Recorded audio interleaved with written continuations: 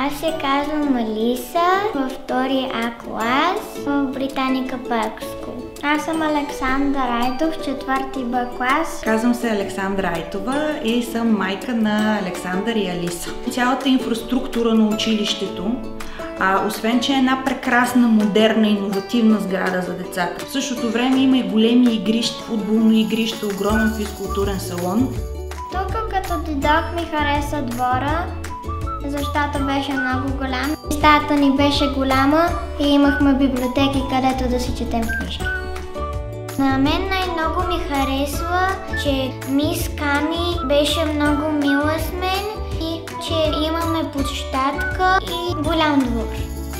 Мисля, че е едно прекрасно място за моите деца. Изключително съм благодарна, че някой му е хрумнала идеята да създаде това училище. Конкретно в този квартал и на това място въздухът е значително по-чист. Има природа наоколо. Всъщност, голямото ми дете Александър беше 2 години част от българската образователна система. След това на семейството ни се наложи да заминем в чужбина. Сашко и Алиса достигнаха едно много хубаво ниво на английски, тъй като това беше работния език в Финландия и в Естония. Моята идея беше, че искам това ниво на език да бъде запазено и да бъде доразвито. Мога да кажа, че доста надминахте моите очаквания, защото те имат абсолютно свободна комуникация и писмена и говорима на английски език. Наистина съм впечатлена от количеството литература, които моите деца прочетоха. На дъската от компютъра пускат такива игри, например по английски трябва да познаеш думата. Има една химикалка, която се казва Magic Pen и като кликнеш върху буквата и ако е правилно, печелиш точки. Същото мога да кажа за български език. Имаше много индивидуална и допълнителна работа в училище с моите деца.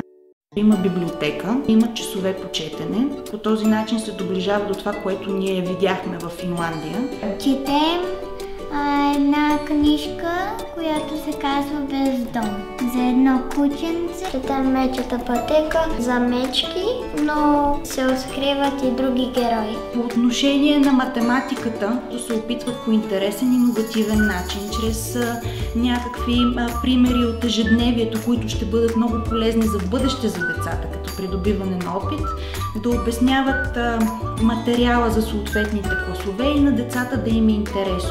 Мога да направя паралел с финландската образователна система, това, че децата са в сравнително малки класове, което пък от своя страна позволява на учителя да работи много по-спокойно с всеки един от учениците и по този начин да не се получават пропуски. Всичките учителки по всички предмети ги харесвам, защото когато, например, някое дете не разбира нещо, те го обясняват пак, докато не го схванат. Целият ми клас са ми приятели и си игра с тях. Другото нещо, което беше много важно за нас с моя съпруг, беше баланса между учене и спорт. И съм много щастлива, че часовете по физическо наистина децата спортуват. Моите деца са големи фенове на ателиетата, защото дъщеря ми е изключително артистична натура и тя е луда по рисуването. Любимия ми предмет е да рисувам, защото аз така се уча да рисувам по-хубаво.